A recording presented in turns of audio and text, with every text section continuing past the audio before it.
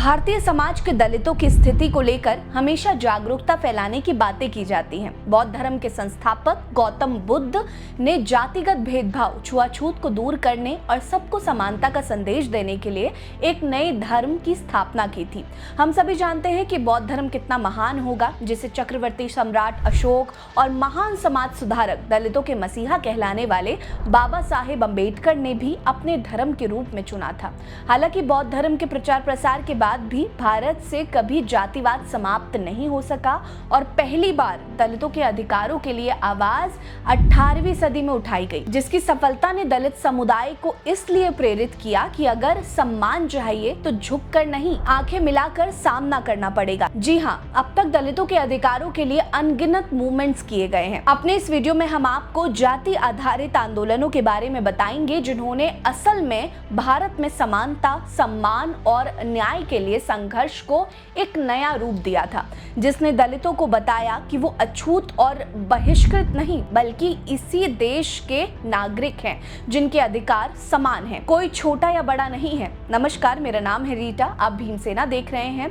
आज के इस वीडियो में हम बात करेंगे उन बड़े आंदोलनों के बारे में जहां से जातिगत भेदभाव को खत्म करने की मुहिम छिड़ी थी। अगर आपको ये वीडियो पसंद आएगी तो जरूर लाइक करिएगा। इतिहास का ये पन्ना आपको कैसा लगा हमें कमेंट करके जरूर बताइएगा। चलिए शुरू करते हैं। 18वीं सदी में पहली बार दलितों और महिलाओं को एहसास हुआ कि वो केवल गुलामी के लिए पैदा नहीं हुए हैं, उनकी भी अपनी पहचान बन सकती है। दलितों और महिलाओं में ये चेतना डालने वाले थे सत्य शोधक समाज संगठन के जरिए शिक्षा के महत्व को समझाने वाले ज्योतिबा राव फूले। बचपन से जाति विरोधी व्यवस्था और महिलाओं के साथ होने वाले अत्याचार से तंग आकर उन्होंने पहली बार ब्राह्मणवादी विचारों को चुनौती दी थी। उनकी मेहनत काम कर गई और दलितों और महिलाओं को शिक्षा का महत्व समझ आने लगा।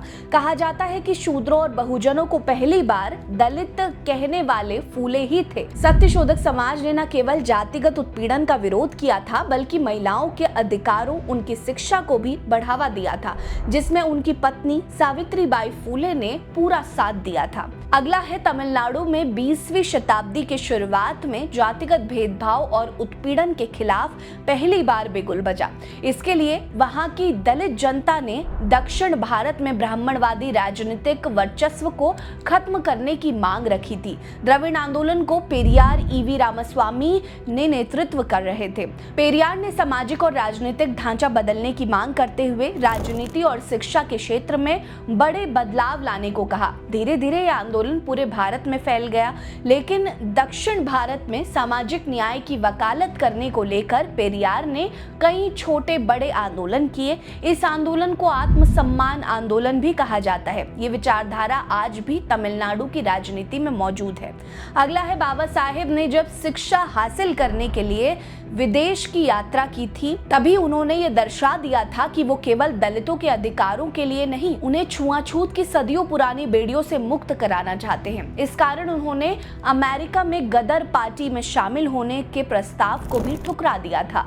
भारत में उनका महाड़ आंदोलन हमेशा याद किया जाएगा, जो सामाजिक बराबरी, शिक्षा का अधिकार और समानता का अधिकार लेने के लिए बाबा साहेब ने 1927 में शुरू किया था। पहली बार बाबा साहेब ने बताया था कि सभी एक समान हैं और जाति व्यवस्था केवल कुछ खास लोगों द्वारा समाज के लोगों को दबाने के लिए शुरू की गई थी, जिसका विरोध बाबा साहेब ने किया था। उन्होंने पहली बार दलितों के लिए समान सामाजिक दर्जा और राजनीतिक आरक्षण की मांग रखी थी और जातिगत भेदभाव को बढ़ावा देने वाले ग्रंथ मनुस्मृति को जलाकर भेदभाव का कड़ा विरोध किया था, जिसने एक बड़ी क्रांति को जन्म दिया था।